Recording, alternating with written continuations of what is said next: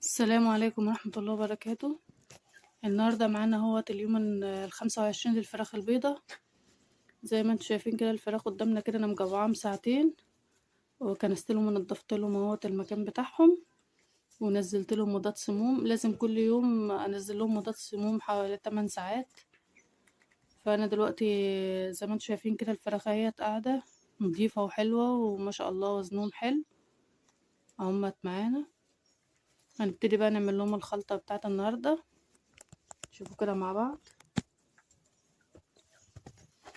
دوت العلف، احنا قايلين عليه العلف المتوسط. طبعا كل واحد بيحط حبة علف على قد الفراخ اللي عنده. انا عندي 20 فرخ، حاطه لهم اهوت حوالي كيلو الا ربع كيلو ولا حاجة بسيطة اهو. طب وده معانا دوت اهوت، دوت بصل وتوم، بشرت بصلة حلوة وتوم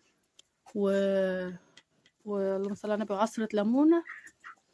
وده بنجر بقى معانا النهاردة. البنجر دوت بيعلي المناعة معانا للفرخ، ما شاء الله بيدينا وزن حلو. والفراخ اللي معاه اللي عنده فراخ وزنها قليل يعمل لهم الخلطة ديت، ينزلها لهم حوالي 5 ايام ورا بعض، هتعلي معانا الوزن قوي وهتشوفوا معانا.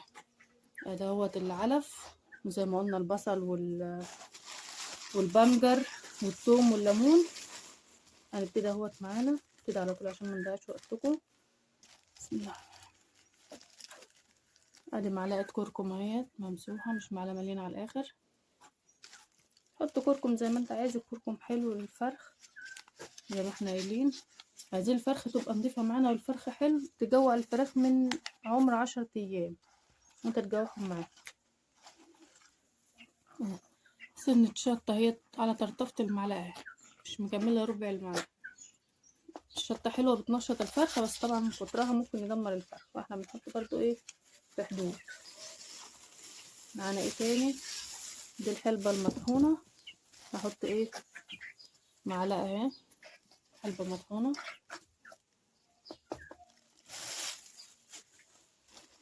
تاني معانا، بسم الله الرحمن الرحيم،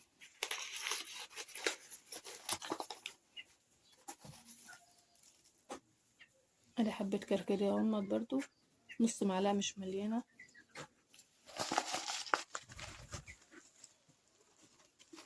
الخميرة الفورية،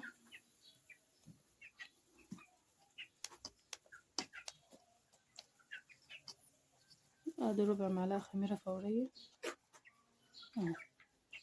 طبعا احنا برضو بنحط خميرة في المية، يعني مثلا نعمل مرة من ال3 مرات اللي بنعملهم في اليوم نعمل فيها خميرة. وممكن تحط على الخميرة ديت برضو خل حلو زي ما احنا قلنا. للجنزبيل اهو، حط سنة جنزبيل صغيرة برضو.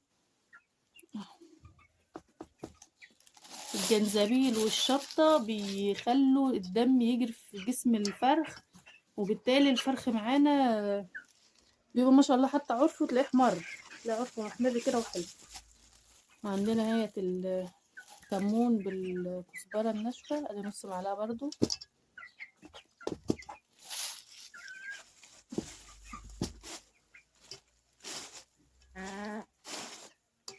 في تاني معانا طبعا الخل بتاعنا اللي مش بننساه ابدا،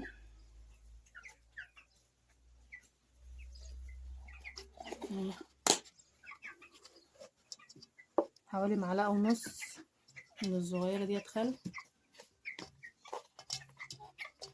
نحط بقى الطحينة،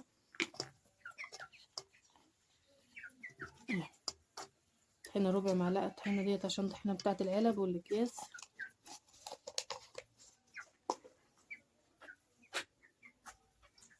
نقلب بقى الخلطة مع بعض.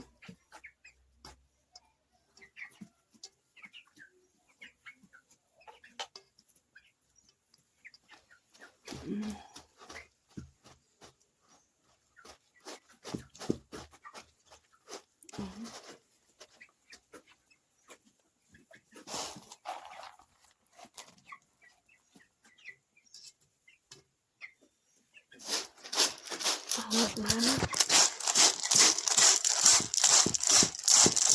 الخلطة دي بسم الله ما شاء الله، يعني هتبقى حلوة معانا ان شاء الله في الفرخ. طبعا احلى حاجة ان احنا مجوعين الفرخ. طبعا البنجر ما شاء الله معزز اللون قوي معانا.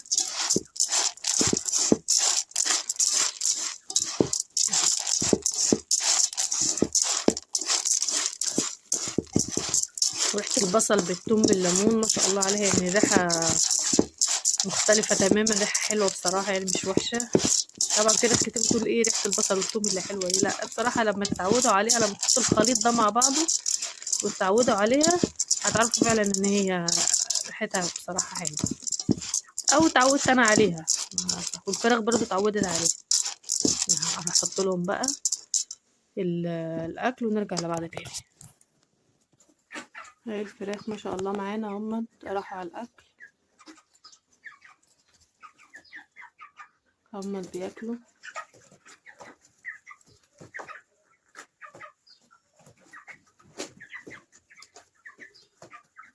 طبعا احنا زي ما قلنا كده نستمر مع الخلطة ديت.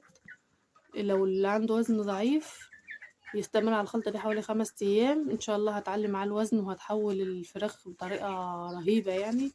خلطة حلوة ومتجربة بصراحة وجميلة ما شاء الله علينا.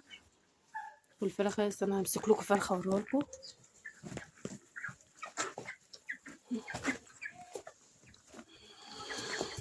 الفرخ ما شاء الله عليه، الفرخة ما شاء الله، فرخ جسمه نضيف اهوت، صدره بقى عريض اهو حلو ما شاء الله عليه. الفرخة عرفة اهوت ما شاء الله عليه. اهم حاجة يبقى الفرخ معانا نضيف وحلو، ودرنا النضافة بتاعتنا يا جماعة. طول ما انت بتنضف في المكان بتاعهم طول ما هتلاقي الفرخ معاك نضيف وحلو وبيديك وزن وما شاء الله عليه. اهم حاجة النظافة ثم النظافة ثم النظافة. طبعا مضاد السموم زي ما قلنا عشان العلف بيغير خالص مع الفرخ. انا ما بستخدمش النهي خالص عشان ايه، يعني بيبقى في سموم عالية جدا. هو النمي حلو بالنسبة لي بمشي معاه، والفرخ بتاعنا بيبقى حلو معايا ما شاء الله ان شاء الله يعني. يا ريت مش تنسوني في اللايك والاشتراك وتفعيل زر الجرس عشان يوصلكوا كل جديد. السلام عليكم ورحمة الله وبركاته.